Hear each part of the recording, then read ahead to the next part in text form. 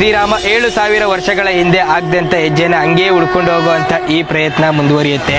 ನಮ್ಮ ಮಕ್ಕಳೆಲ್ಲ ಭಾರತ ದೇಶದ ಮೇಲೆ ಯಾರು ದಂಡೆತ್ತಿ ಬಂದ್ರು, ಯಾರು ದಾಳಿ ಮಾಡಿ ಬಂದ್ರು, ಅವರ ಬಗ್ಗೆ ಓದಿ ಎಕ್ಸಾಮ್ ಬರೀತಾವ್ರೆ. ಅದೇ ಹಿಸ್ಟ್ರಿ ಅಂತ ಅನ್ಕೊಂಡ್ಬಿಟ್ಟವ್ರೆ.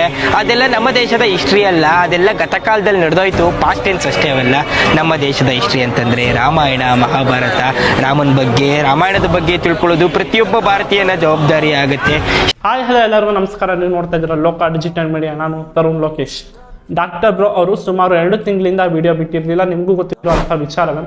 ಏನೋ ಸ್ಟಾರ್ ಸ್ಪೋರ್ಟ್ಸ್ ಜೊತೆ ಒಂದು ಕೊಲಾಬ್ರೇಷನ್ ಆಗಿ 2 ತಿಂಗಳಿಂದ ವಿಡಿಯೋ ಬಿಟ್ಟಿರಲಿಲ್ಲ. ಅವರ ಸಾಕಷ್ಟು ಸುದ್ದಿಗಳು ಓಡಾಡಿತ್ತು. ಚೀನಾದವರು ಅವ್ರನ್ನ ಅರೆಸ್ಟ್ ಮಾಡಿದ್ದಾರಂತೆ, ಅಂತೆ ಕಂತೆಗಳು ಸಾಕಷ್ಟು ಓಡಾಡ್ತು. ಆದರೆ ಅದ್ರ ಬಗ್ಗೆ ನೀಟಾಗಿ ಡಾಕ್ಟರ್ ಬ್ರೋ ಅವರೇ ಒಂದು ಕ್ಲಾರಿಫಿಕೇಶನ್ ಕೊಟ್ಟರು. January 1ನೇ ತಾರೀಕು ಒಂದು ಹೊಸ ವಿಡಿಯೋ ಬರ್ತಾ ಇದೆ ಅಂತ.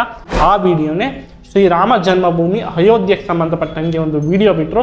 ಅದು ಸುಮಾರು ಕೆಲವು ಗಂಟೆಗಳೆಲ್ಲ ಸಾಕಷ್ಟು ಮಿಲಿಯನ್ ಗಟ್ಟಲೆ ವ್ಯೂಸ್ ಆಯಿತು. ಅದು ನಿಮಗೂ ಗೊತ್ತಿರುವಂಥ ವಿಚಾರವೇ. ಆದರೆ ಅಯೋಧ್ಯೆಗೆ ಹೋಗಿದ ತಕ್ಷಣ, ಆ ವಿಡಿಯೋ ಬಿಟ್ಟಿದ ತಕ್ಷಣ ಸಾಕಷ್ಟು ಕಾಂಟ್ರವರ್ಸಿಗಳು ಡಾಕ್ಟರ್ ಬ್ರೋ ಅವ್ರ ಮೇಲೆ ಕ್ರಿಯೇಟ್ ಆಗಿದೆ. ಚೀನಕ್ಕೆ ಹೋದಾಗ ದೇಶ ದ್ರೋಹಿ ಪಟ್ಟ ಕಟ್ಟಿದ್ರು, ಈಗ ಕೋಮುವಾದಿ ಪಟ್ಟವನ್ನು ಅವ್ರ ಮೇಲೆ ಕಟ್ಟಿದ್ದಾರೆ. ಇದಕ್ಕೆ ಕಾರಣಗಳಾದರೂ ಏನು? ಇವರಿಗೆ ಕೋಮುವಾದಿ ಪಟ್ಟವನ್ನು ಕಟ್ತಾ ಇರೋದಾದ್ರು ಯಾರು, ಏನಕ್ಕೆ ಕಟ್ತಾ ಇದ್ದಾರೆ ಅಂತ ವಿಡಿಯೋದಲ್ಲಿ ಡಿಸ್ಕಷನ್ ಮಾಡಕ್ಕೆ ಹೋಗ್ತಾ ಇದ್ದೀವಿ. ನಮ್ಮ ಚಾನಲ್ಗೆ ಏನಾದ್ರು ಪ್ರಶ್ನೆ ಭೇಟಿ ಕೊಟ್ಟಿದೆ, ಸಬ್ಸ್ಕ್ರೈಬ್ ಮಾಡ್ಕೊಳ್ಳಿ, ಹಾಗೂ ಬೆಲ್ ಬಟನ್ ಮೇಲೆ ಕೂಡ ಕ್ಲಿಕ್ ಮಾಡ್ಬೋದು. ಹಾಗೂ ನಿಮ್ಮ ಪ್ರಶ್ನೆಗಳು ಏನಾದಿದ್ರೆ ಪ್ರಶ್ನಿಸ್ಬೋದು ಇನ್ಸ್ಟಾಗ್ರಾಮ್ ಮುಖಾಂತರ. ಈಗ ನಮ್ಮ ಮೇನ್ ವಿಚಾರಕ್ಕೆ ಹೋಗ್ಬಿಡೋಣ. ಡಾಕ್ಟರ್ ಬ್ರೋ ಅವರು ಕನ್ನಡ ಯೂಟ್ಯೂಬ್ ಕಮ್ಯುನಿಟಿಗೆ ಒಂದು ರೀತಿ ಕಿರೀಟ ಅಂತಾನೆ ಹೇಳ್ಬೋದು.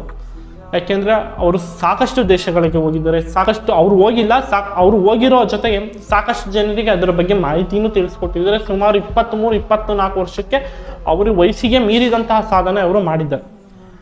ಅದ್ರ ಬಗ್ಗೆ ನಾವು ಹೆಮ್ಮೆ ಪಡಬೇಕಾಗಿರುವಂಥ ವಿಚಾರವೇ. ಒಬ್ಬರು ಕನ್ನಡಿಗರು ಈ ರೀತಿ ಮಾಡಿದ್ದಾರೆ ಅಂತ. ಆ ವಿಚಾರ ಎಲ್ಲ ಸೈಡ್ಗಿಡೋಣ. ಶ್ರೀರಾಮ ಜನ್ಮಭೂಮಿ ಅಯೋಧ್ಯೆ ಇದೆ January 22ನೇ ತಾರೀಕು ಲೋಕಾರ್ಪಣೆ ಆಗ್ತಾಯಿದೆ. ಸಾಕಷ್ಟು ಹಿಂದೂಗಳ ದೊಡ್ಡ ಕನಸೋದು. ಅದಕ್ಕೆ ಸಂಬಂಧಪಟ್ಟಂಗೆ ಅವರೊಂದು ವಿಡಿಯೋ ಅಯೋಧ್ಯೆಗೆ ಹೋಗ್ತಾರೆ. ಅಲ್ಲಿ ವಿಡಿಯೋಗಳನ್ನ ಮಾಡ್ತಾರೆ. ವಿಡಿಯೋ ಮಾಡಿ ಒಂದು ವಿಡಿಯೋ ಇನ್ನೂ ಪಬ್ಲಿಷ್ ಆಗಿರೋದು ವಿಡಿಯೋ ಮಾಡ್ತಾ ಇರೋ ಟೈಮ್ನಲ್ಲಿ ಒಂದೇ ವಿಡಿಯೋ. ಆ ವಿಡಿಯೋ ಬಿಟ್ಟಿದ ತಕ್ಷಣ ಒಂದು ಕಾಂಟ್ರವರ್ಸಿ ಎದುರಾಗುತ್ತೆ. ಏನು ಅಂದರೆ ಕೋಮುವಾದಿ ಪಟ್ಟ. ಅದ್ರ ಡಾಕ್ಟರ್ ಬ್ರೋ ಅವರು ಮೋದಿಯವರ ಭಕ್ತ ಅಂತ ಒಂದು ಕಾಂಟ್ರವರ್ಸಿ ಸ್ಟಾರ್ಟ್ ಆಗುತ್ತೆ. ಈಗ ವಿಚಾರಕ್ಕೆ ಆ ಕೋಮುವಾದಿ ಪಟ್ಟದಕ್ಕಿಂತ ಮುಂಚಿತವಾಗಿ ಒಂದು ವಿಚಾರಕ್ಕೆ ಹೋಗ್ಬಿಡ. ಎಸ್, ಡಾಕ್ಟರ್ ಬ್ರೋ ಅವರು ಮೋದಿಯವರ ಭಕ್ತನೇ ಆಗಿರ್ತಾರೆ ಅಂತಾನೆ ಅನ್ಕೊಳ್ಳೋಣ. ತಪ್ಪೇನು? ನಮ್ಮ ದೇಶದ ಹೆಮ್ಮೆಯ ಪ್ರಧಾನಿ ಅವರು ಭಕ್ತ ಆಗಿದ್ರೆ ಅವ್ರನ್ನ ಫಾಲೋ ಮಾಡ್ತಾ ಇದ್ರೆ ತಪ್ಪೇನು?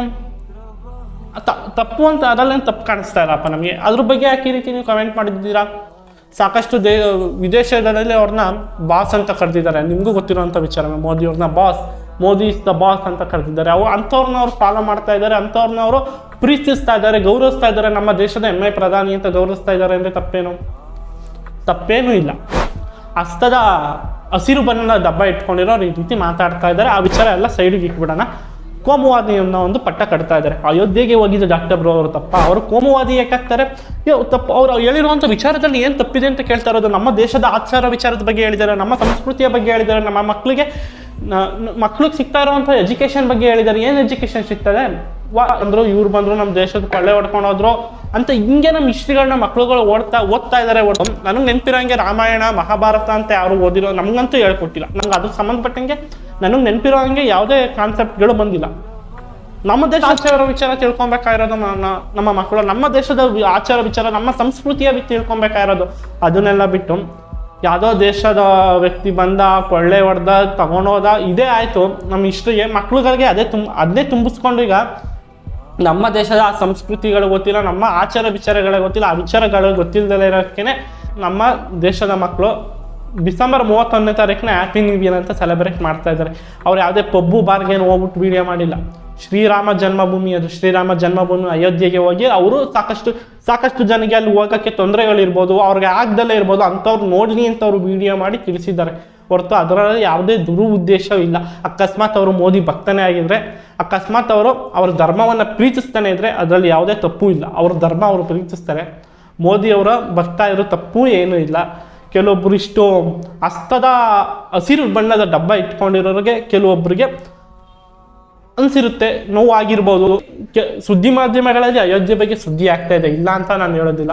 ಇಷ್ಟು ಕ್ಲೀನಾಗಿ ಅವರೇನು, ನನ್ನ ಪ್ರಕಾರ ನಾನು ನೋಡಿರುವಂಥ ಯಾವುದೇ ಮಾಧ್ಯಮಗಳು ಇಷ್ಟು ಕ್ಲೀನಾಗಿ ಅವ್ರ ಒಳಗಡೆ ಏನು ನಡೀತಾ ಇದೆ ಅಂತ ಅಲ್ಲಿ ನೇರವಾಗಿ ನಮ್ಮ ಕಣ್ಮುಂದೆನೇ ನಡೀತಾ ಇರೋ ಹಾಗೆ ಕಟ್ಟಿ ಕೊಟ್ಟಿರಲಿಲ್ಲ.